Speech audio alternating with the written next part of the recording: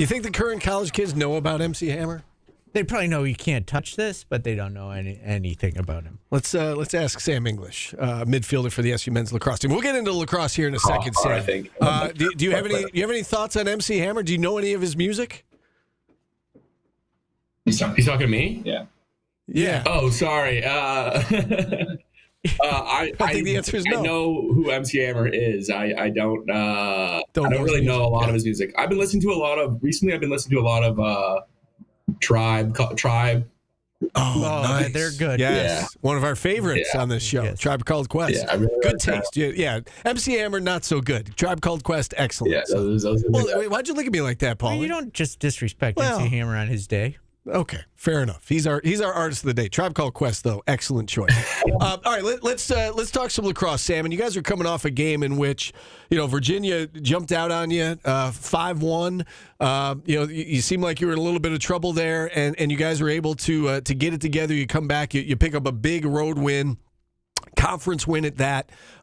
Can you talk about what turned that game around? Because they got off to a great start, and you guys were facing some adversity there on the road. Yeah, I mean, I think that's a really good Virginia team. That's a lot better than what their record's showing right now and what they've kind of done so far this season. And I think we kind of knew that they were going to come out firing, and that it was kind of a new season for them to start the ACCs and started off on a good note after their tough start. And I think just being relaxed and being calm and knowing that all you got to do is win the next play. That's kind of been our mentality since the Harvard loss is just win the next play. And I think we did a really good job of that after going down 5-1. I think Peyton picked up a really big goal for us at the end of the first quarter, and I think that kind of just helped us get going from there. You talk about how talented Virginia is, and they went into the game with an uncharacteristic Virginia record, right? 5-4, all 4 losses though to ranked teams, and you know how it works. Every loss once you get to that point, pushes you further and further from the bubble.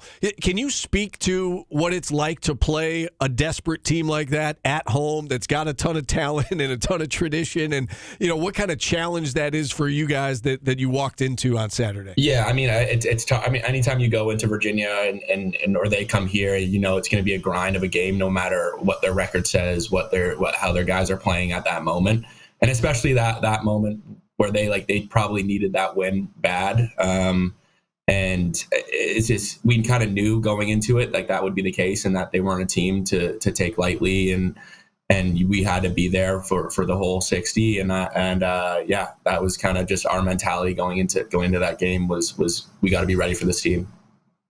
And you came up with a couple of big plays individually down the stretch of that game.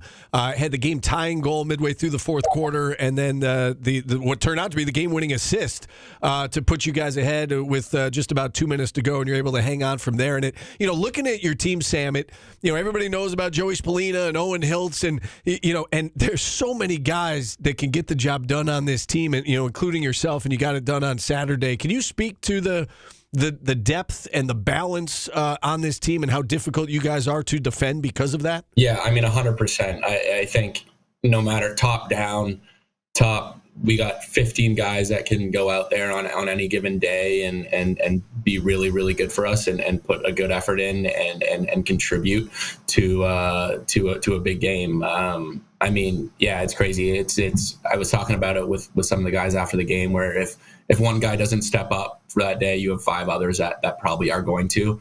And it's been really helpful for our team in these games where not everybody, you play really good teams who might lock down guys, and other guys are going to have to step up.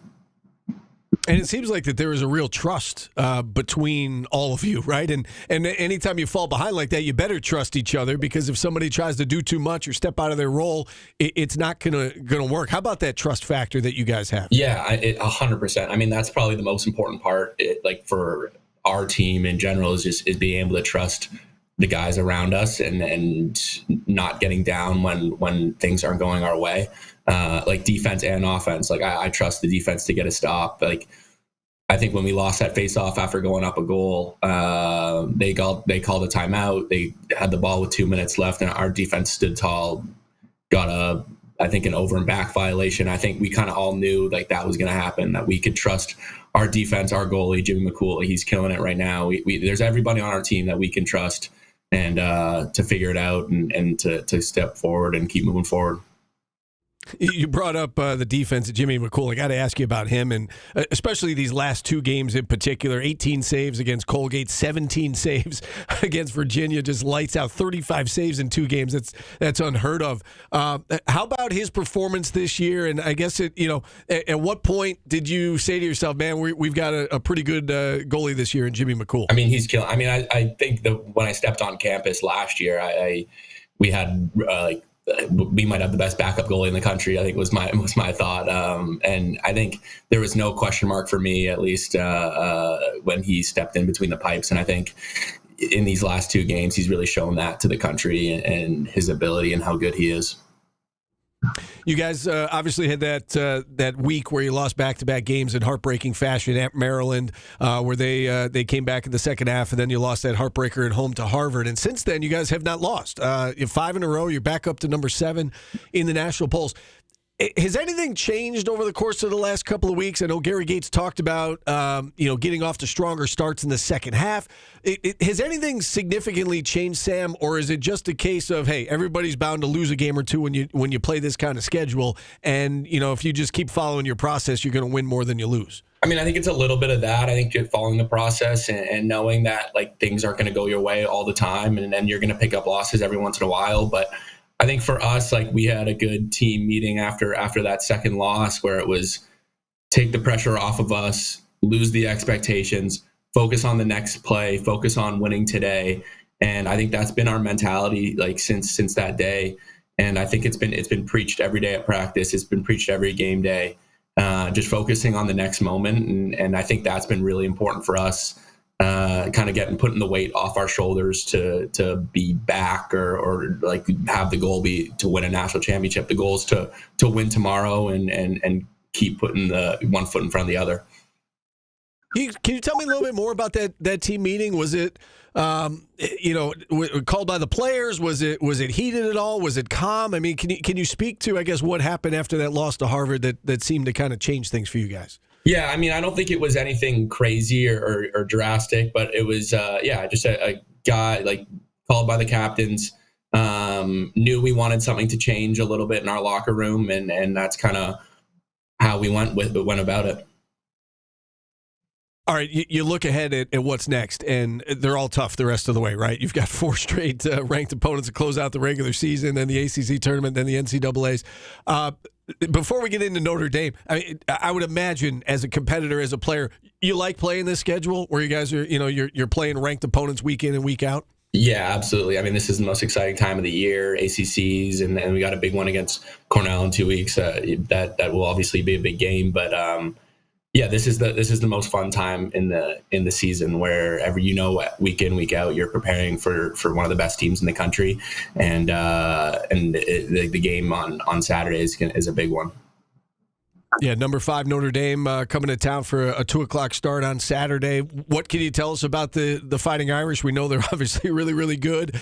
Some of the names have changed, but the success there, it's always there in South Bend, isn't it? Yeah, I mean they're back-to-back defending national champions for a reason, and it's anytime you play Notre Dame, it's going to be a big game, and it's going to be an important one. And yeah, they're obviously number 5 in the country, and they kind of have been in a similar situation to us this year, where they're kind of finding themselves, it seemed like, with a new group, and lately have seemed to be riding high and feeling really good about themselves. So it's going to be a clash, and it's really exciting. And I think the Dome's going to be rocking, and it'll be a good time.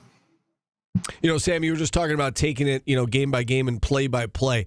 Is it difficult to do that to avoid the temptation of looking ahead, right? Because you've got all these really good opponents coming up. You just mentioned Cornell's coming up, but first you got Notre Dame, the defending national champs. Then you got the number 1 ranked team in the country. You know that the ultimate goal is May and whatnot. How do you kind of stay within yourself and focus on, as you mentioned, the here and now and the next practice and the next game, and just keeping it very simple? Is that difficult? I mean, I don't know. I think always in the back of your head, you kind of know what the goal is, or what the big picture is. But I think just being able to be present and coming every day and knowing that you're get to spend the best 4 hours of your day at the facilities with your best friends and just enjoying the moments, like the present moments and being at practice. And it kind of makes it easy to just be like with your friends and having fun.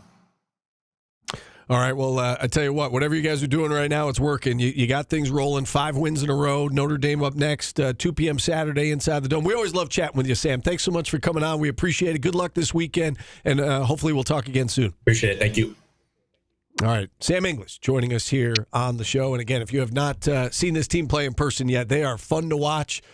Very entertaining. They play great quality opponents week in and week out. Check them out 2 p.m. Saturday against the back-to-back national champs in Notre Dame. We'll take a time out here. We will wrap up hour number 1 on the other side. We're back after this on ESPN Radio.